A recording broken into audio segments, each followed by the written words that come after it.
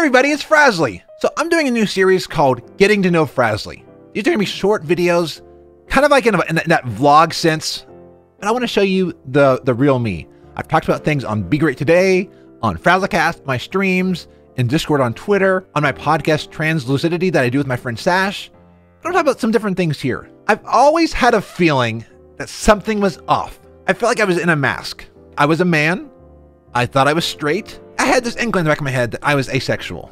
I never felt sexual attraction to men or women, and I never felt romantic attraction to men or women. And this past year, after doing research, I finally came out as asexual, which means I don't feel sexual attraction, and aromantic, which means I don't feel romantic attraction. You can be asexual or aromantic without having to be one or the other, but I am aro-ace, which is asexual and aromantic. So I finally came out in July on that. But I was also doing some other exploration on myself, trying to figure out, okay, now that I know that I'm aro-ace, is there something else that I am? And I started out thinking that I was agender. The definition on agender from the Gender Wiki is, agender is a term which can be literally translated as without gender. It can be seen as either a non-binary gender identity or the statement of not having a gender identity. And once I came out as agender, I took on the pronouns of they, them.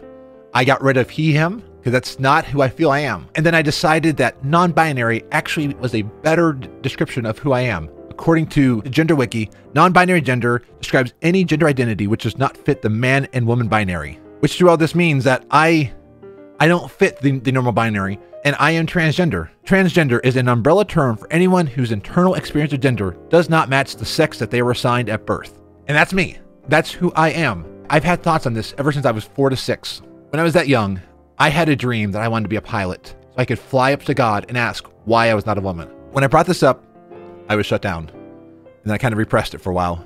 And as a kid, I had these curls and long hair, and it was so cute, and I loved it. I've always liked cute things, but I've always been afraid of, if I like cute things, does that mean that I'm not going to be too masculine? Am I going to scare off a future partner? That's how I felt. That's how I felt. It's not a rational thing, but it's what was in my mind. And I am not at all saying that men cannot like cute things or that women have to like cute things. But I was trapped in this feeling. I was trapped in a mask. And for 30 years, that's where I was. Whenever I would even bring up the fact that I did not feel romantic toward anybody or sexual attraction to people, people would bring that up and they would question me on that. But I've had experiences in myself that really do show me that I am aro-ace. I'm still exploring myself. I'm still trying to figure out exactly who I am.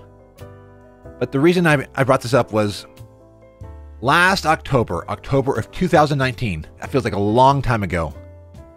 My friend Zeph encouraged me to wear a Halloween costume of my favorite Powerpuff Girl. And I wore this dress as Bubbles, who is amazing. I love Bubbles. Then this year, you were looking at the first dress that I bought in this year. I started wearing shawls because I finally gave myself permission to wear frilly, cute things. Then one day I was like, you know what? Let's try a dress. And since then, I love dresses. I love wearing them. I love being cute. I love being fabulous and fantastic. As I've coined on my channel, I am Frazbulous. Because I'm Frazley, of course. Yeah. The reason I bring this up is, as a streamer and podcaster, I've always wanted to be authentic. But I was always holding back something about who I was. I did not realize it. Again, I thought I was a straight male, and I was living in that. But then this year, during quarantine, I really got to explore myself, and I realized who I was. And yesterday I was watching the Rainbow Arcade's panel on coming out live on Twitch, and it encouraged me that I need to start sharing my story even more in video form.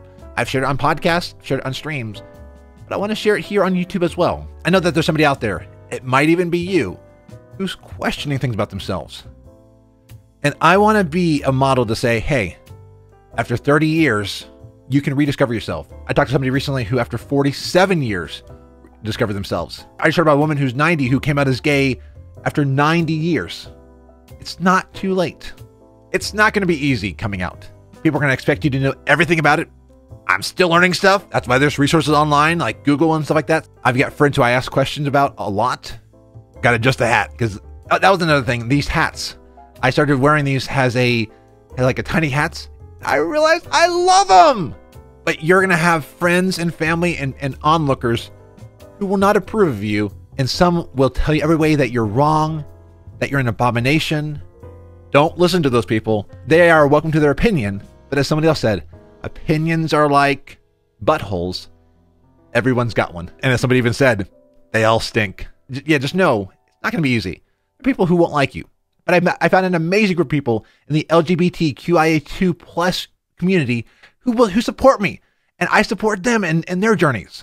I've had people who have been encouraged by me sharing stuff. And I'm hoping that somebody today is being encouraged by what I'm saying. You don't have to rush into it. Again, it took me 30 years before I felt comfortable to come out. And even then, it took me months before I was fully out. Now I'm finally coming out more and more. Not everyone approves of me, which is fine. All I ask for is respect. I ask for respect. I have an inclusive community on my Twitch and my Discord. That's all we ask for respect. It would be great if you approved or understood, but we love you just the same. And I want to do more videos like this, more getting to know Frazley videos. They will not be long videos, and I don't know my release schedule on these yet, but I have been feeling that I need to start doing these, sharing my story, sharing who I am, so that way you can know the real Frazley. That's why I podcast and stream, to connect with people. I gotta say, I have felt happy. I've had days of doubt, and they will come again, those days of doubt. The days where you won't be confident or happy. But overall, people have said, I feel different, and that I'm more confident, and I feel that way. I know this video did not cover every part of being transgender or era ace. I hope eventually I'm able to answer all the questions that you may have. If you ask them, please be respectful. I may not have the right answers, but I'm willing to talk with you in a polite manner on all this stuff. Thank you for watching my first vlog of getting to know Frazley. I hope that you will subscribe. I want to connect with you as we go further. You can see me on Twitch at twitch.tv/FrazleyS, where I'm live many days of the week, talking with you. I want it to feel like you're on the couch with me, hanging out with me, because I am your friend. In many ways, I want to be your family. I want to be your sibling. Well, as I say on my podcast and streams, until next time, my friends, be awesome.